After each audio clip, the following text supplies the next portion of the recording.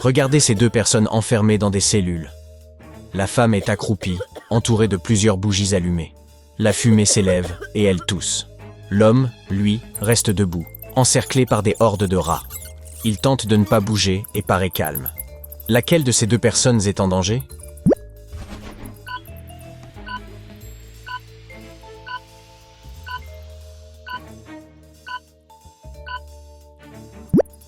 La femme est certes entourée de fumée, mais celle-ci s'échappe par les barreaux et se dissipera bientôt. Elle peut aussi éteindre les bougies en soufflant dessus.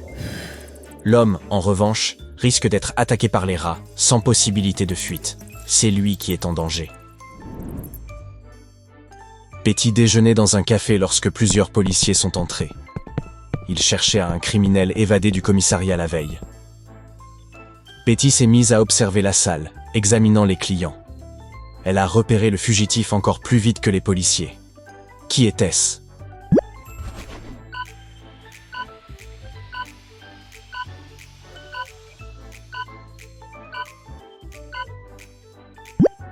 Regardez le barman, il porte des menottes.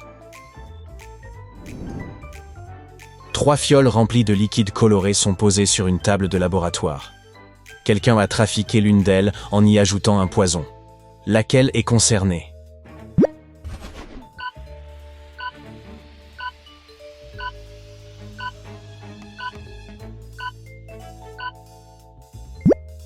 On voit que la fiole rouge est intacte, aucun signe de manipulation. La fiole jaune est couverte d'empreintes, mais le liquide n'est que légèrement trouble, sans réaction visible. Quelqu'un l'a sans doute seulement examiné. Mais regardez la fiole bleue. Cette vapeur et ces traces de débordement montrent clairement qu'il y a un problème. C'est donc la fiole bleue qui a été trafiquée. 2 fourgons identiques traversaient un pont lorsqu'il s'est effondré. Les véhicules sont tombés dans l'eau et ont commencé à couler. Les conducteurs devaient rejoindre la surface au plus vite. L'un a poussé la porte du conducteur, l'autre essayait d'ouvrir la porte latérale. Qui a le plus de chances de survivre ?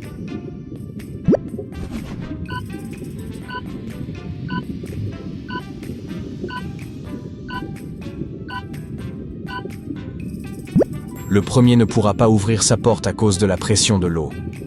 Mais la porte latérale du second est coulissante. Il pourra l'ouvrir et s'échapper.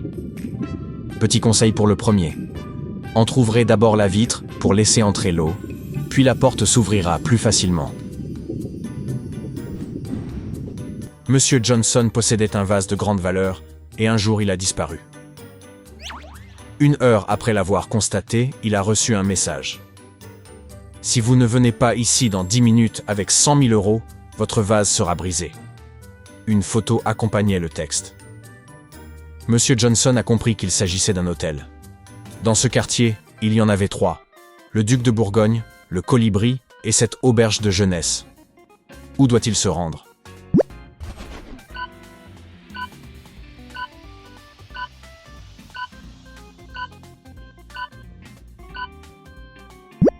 Monsieur Johnson doit se précipiter au Colibri. C'est le seul hôtel qui possède un 7e étage. 3 montres de luxe ont été volées dans la boutique de Monsieur Lebrun au cours de l'année. La police n'a pas réussi à l'aider, alors il engage un détective privé.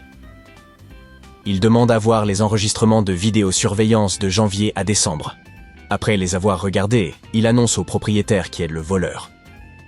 Qu'a-t-il remarqué sur les images ?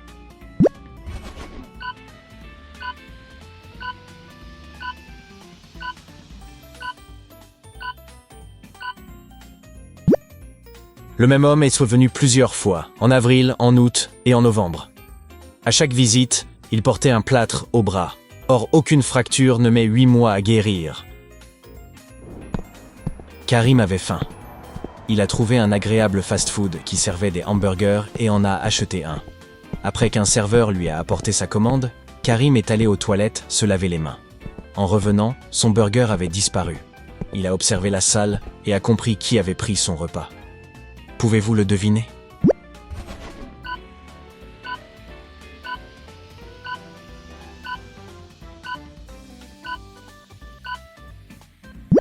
C'est la jeune femme avec un chien assis à ses pieds qui renifle l'air. Si elle se contentait vraiment de boire son café, comme elle le prétend, le chien ne serait pas autant intéressé. Deux femmes de chambre travaillent dans un petit hôtel. Un jour, le propriétaire découvre que l'une d'elles vole régulièrement les affaires des clients. Regardez-les nettoyer les chambres. Pouvez-vous aider le propriétaire à savoir qui est coupable ?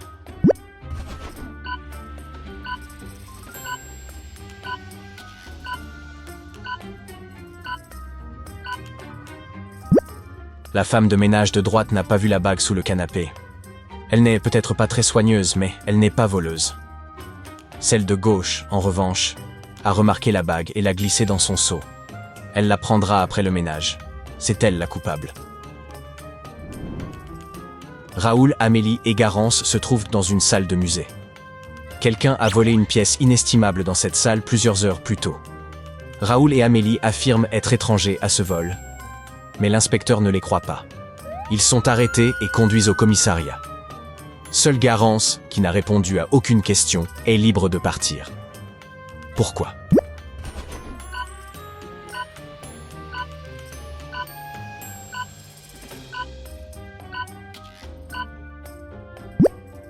Parce que Garance est l'inspecteur. Regardez bien ces garçons. L'un d'eux a menti en disant qu'il n'avait pas peint ce smiley jaune sur le mur. Lequel est-ce ?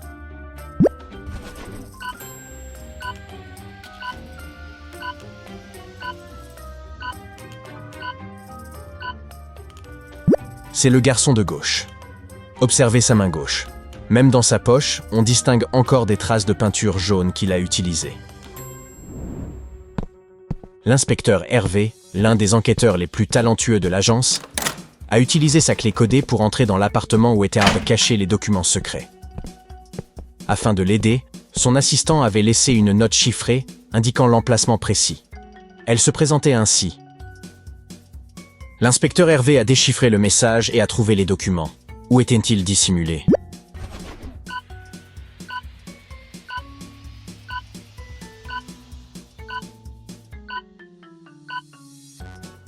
La note signifiait « Sous le tapis dans le studio ». Il a simplement lu la phrase à l'envers en ignorant les espaces entre les mots.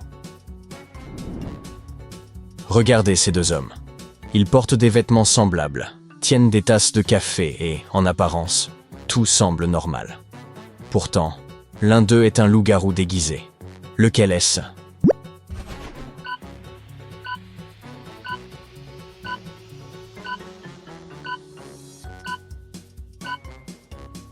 Observez l'homme de droite.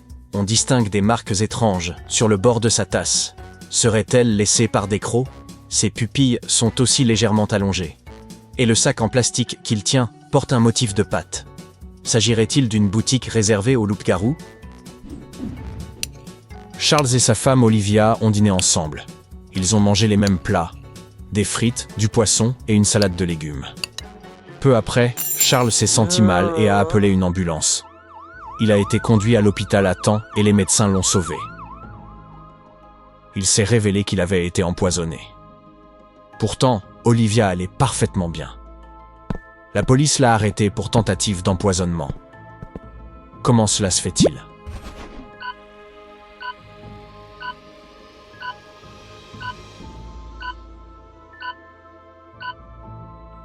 Olivia avait préparé des plats volontairement peu salés et avait mis le poison dans la salière.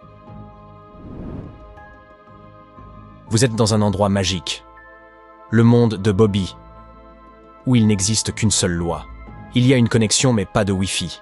Il y a de la pizza à la mozzarella mais pas au gruyère. Il y a une pelle mais pas de pioche. Il y a une terrasse mais ni porte ni fenêtre. Quelle est la loi de ce monde étrange ?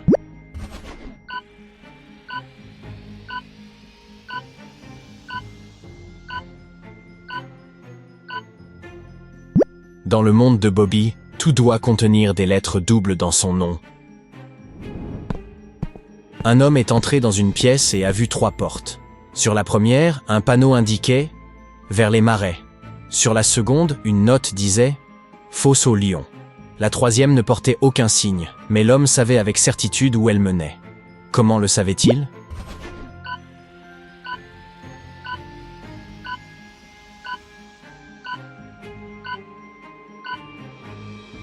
C'était la porte par laquelle il était entré.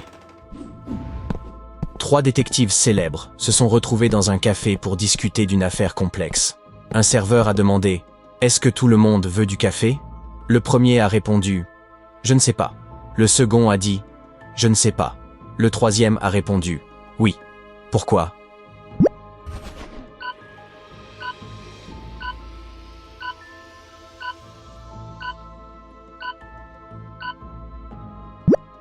Chacun voulait boire un café, mais les 2 premiers ne pouvaient pas savoir si c'était aussi le choix de tous.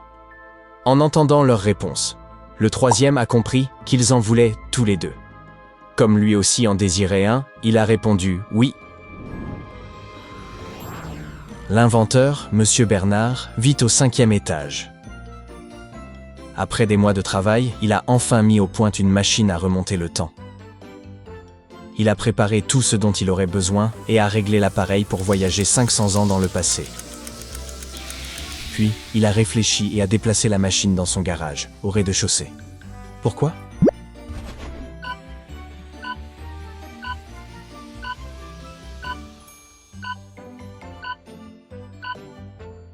Il ne voulait pas se blesser. Il y a 5 siècles, il n'existait pas de grands immeubles. En arrivant, il serait tombé au sol depuis la hauteur du 5e étage. Pas folle, la guêpe,